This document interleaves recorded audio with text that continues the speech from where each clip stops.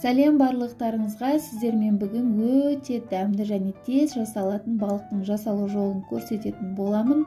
Бұл балықты бір рет дәл мен көрсеткен рецептпен жасайтын болсаңыздар, қайта-қайта жасайтын боласыздар және сіздердің ең сүйікті тағамдарыңыздың бірі болуы сөзсіз. Олай болса, видеоның соңына дейін асықпай қарап, дәл мен көрсеткен рецептпен жасауларыңызды сұраймын. Ең алдымен өздеріңізге ұнайтын кез келген балықты аламыз. Менде осындай кішкентай балықтар. Балықтардың барлығын осылай тілім-тілім етіп кесіп аламыз. Жұқалап тұрып, әдемі етіп осылай кесіп аламыз.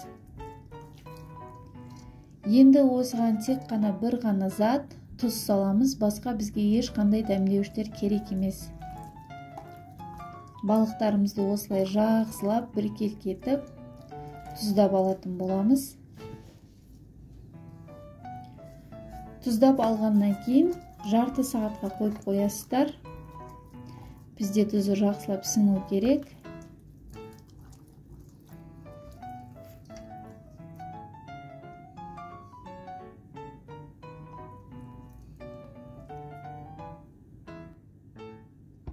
Дайын болған балықтарымызды міне бізде 30 минут уақыт өтті.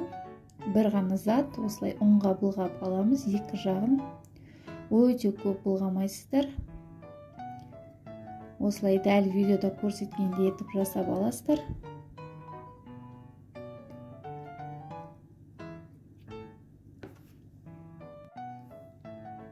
Барлық балықтарымызды осылай жасап аламыз құрғақ ыдысқа. Енді қызып тұрған майымызға қызартып қуырып алатын боламыз. Майларыңыз қызып тұру керек. Бір беті жақсылап қызарғанша қуырамыз, оған дейін балығымызға тиіспейміз.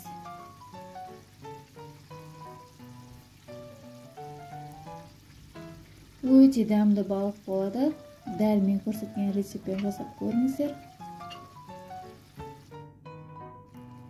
Міне біздің балығымыздың бір беті қуырылды, жақсылап. Енді келесі бетіне аударып аламыз.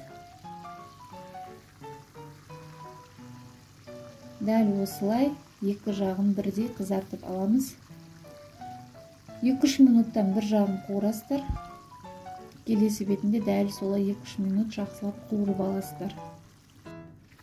Міне бізде қалған балықтарымызды да осылай салып алдым. Келесі бетін аударып, жақсылап қуырып алатын боламыз.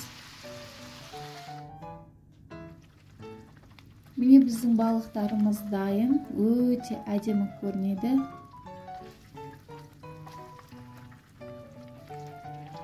Барлығын осылай алып аламыз.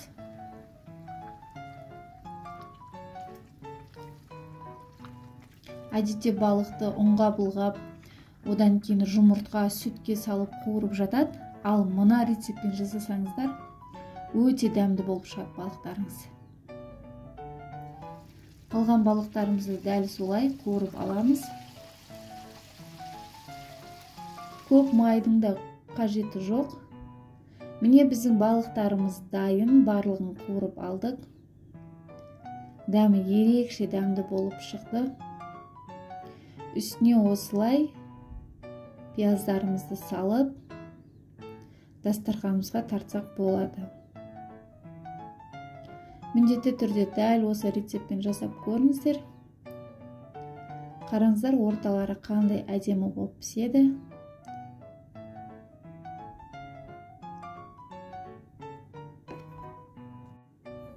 Өте дәмді болып шығады.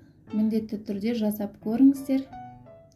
Міне кескен жерлеріміздің барлығы солай әдемі болып, қызарып, қытырлап, әдемі болып шығады балығымыз. Міндетті түрде дәл мен көрсеткен рецептпен жасап көріңіздер. Менің каналыма тіркелуді, достарыңызбен бөлісуді ұмытпаңыздар. Видеоның соңына дейін көргендеріңіз үшін үлкен рахмет. Барлықтарыңызға ас болсын. Келесі видеоларда кездескенше сау болыңыздар.